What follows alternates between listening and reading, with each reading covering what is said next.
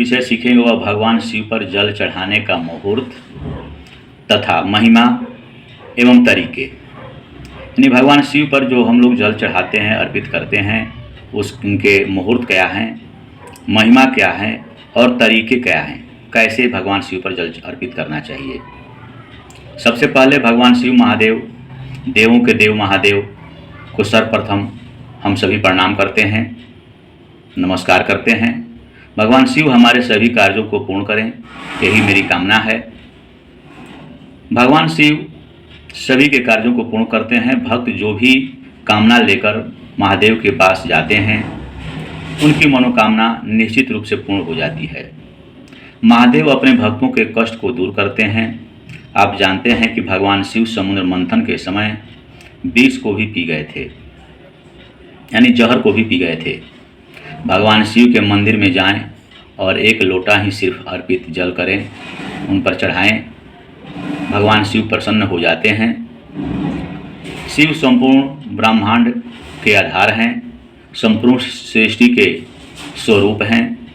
इस पृथ्वी पर भगवान शिव के 12 ज्योतिर्लिंग भी हैं। इसे ज्योतिर्पिंड के नाम से जाना जाता है, जो ब्रह्म, माया, जीव, मन, बुद्धि, चित्त और आकाश, अहंकार, वायु, अग्नि, जल और पृथ्वी का प्रतीक है। 12 ज्योतिर्लिंग में जो आप देख रहे हैं, आप लोगों के सामने है, 12 ज्योतिर्लिंग यही हैं: सोमनाथ, मल्लिकार्जुन, महाकालेश्वर, ओमकारेश्वर, बैद्यनाथ, भीमशंकर, रामेश्वरम, नागेश्वरम, विश्वनाथ जी, त्र्यंबकेश्वर, केदारनाथ, भेड़ेश्वर। ये 12 जो हैं भगवान महादेव, भगवान शिव के ज्योतिर्लिंग बताए गए हैं। हमारे देश में सभी बच्चे, युवा, बुजुर्ग भगवान शिव की पूजा अर्चना करते हैं, तथा विदेशों में भी इनकी पूजा की जाती है। यही नहीं, अन्य खुदाई में भी शिवलिंग के अवशेष प्राप्त हुए हैं। अर्थात हम ये कह सकते हैं कि भगवान शिव हमारे गुरु हैं, आदि शक्ति परमेश्वर हैं। भगवान शिव को खुश करने के लिए, अपनी कामना को पूर्ण करने के लिए याचक यानी भक्तगण शिवलिंग पर जल, पुष्प, अक्षत, दूध, दही, घी इत्यादि अर्पित करते हैं, चढ़ाते हैं। शिवलिंग पर जल इत्यादि चढ़ाने के लिए कुछ नियम हैं, उसे हम फॉलो करेंगे तो निश्चित ही भगवान शिव हम पर प्रसन्न रहेंगे। आगे विषय है नियम के बारे में। हम जानते हैं कि महादेव को प्रिय वस्तु बेलपत्र, चंदन, फूल, शहद, गंगाजल, दूध, दही, घी, भांग, धतूरा इत्यादि है। इसे चढ़ाने से मनवांछित फल की प्राप्ति होती है। यह भी बताया गया है कि जल चढ़ाने से 100 जप करने के बराबर फल प्राप्त होता है। अब बात उठती है कि जल कैसे चढ़ाएं? बैठकर, झुककर या खड़ा होकर? तो ये ध्यान में रखें, झुककर जल कभी नहीं चढ़ाएं, बैठकर ही चढ़ाएं। आगे पूर्व तरफ मुंह करके नहीं चढ़ाएं, उत्तर तरफ आपका मुंह होना चाहिए। रविवार एवं मंगलवार को भी जल चढ़ा सकते हैं। भगवान शिव को मंगलवार को लाल मसूर तथा लाल गुलाब का फूल भी चढ़ाया जाता है, जिसे धनार्जन हो के लिए कामना की जाती है। स्त्रियों को शिवलिंग स्पर्श नहीं करना चाहिए। जल चढ़ाते समय बेलपत्र उल्टा शिव जी पर चढ़ाना चाहिए, यानी शिवलिंग पर चढ़ाना चाहिए। अर्थात बेल के पत्ता जो होते हैं, बेलपत्र जो होते हैं, जिधर चिकना भाग होता है वह शिवलिंग से स्पर्श हो। शनि ग्रह की शांति के लिए भी काली मिर्च आदि भी चढ़ाया जाता है। जल एक बार में ही धार से गिराएं, रुक रुक करके जल अर्पण न करें। भगवान शिव पर जो है केवड़े और केतकी का फूल चढ़ाना वर्जित बताया गया है।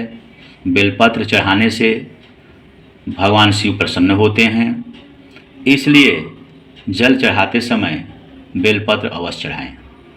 बेलपत्र पर चंदन हो तो चंदन से राम लिख करके और ओम नमः शिवाय का जप करते हुए आपको लिखना चाहिए।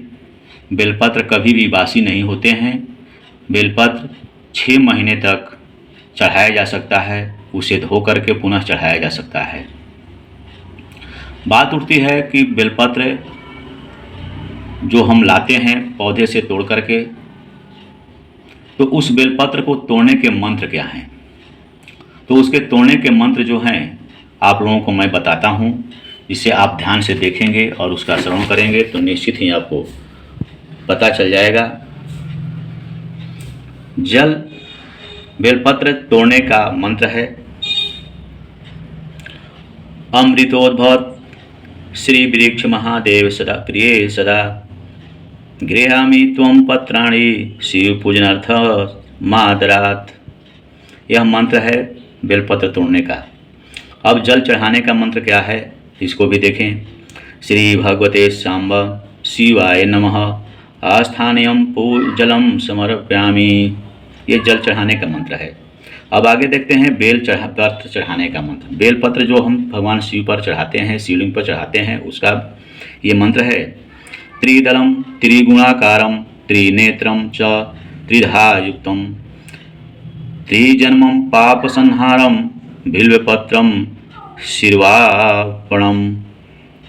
अर्थात भगवान शिव की पूजा के समय मन चित्त को शांत रखते हुए पूजन करना चाहिए।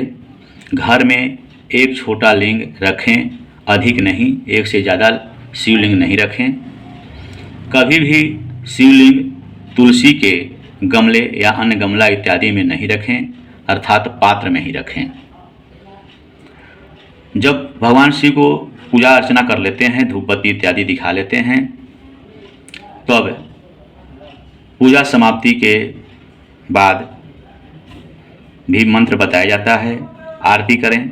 आरती का मंत्र है कर्पूर गौरम करुणावतारम संसार सारम भुजगेंद्रहारम सदा वसंतम हृदयारविंद्रे भवम भवामी सहितम नमामि। उसके बाद आवाहन का क्षमा प्रार्थना करना चाहिए। क्षमा प्रार्थना है अवाहम न जानामि विसर्जनम पूजा चैव न जानामि क्षम्यतां परमेश्वर मंत्रहीनम क्रियाहीनम भक्तिहीनम जनार्दनम यत् पूजितम मया देव परिपूर्णतस्तु मे।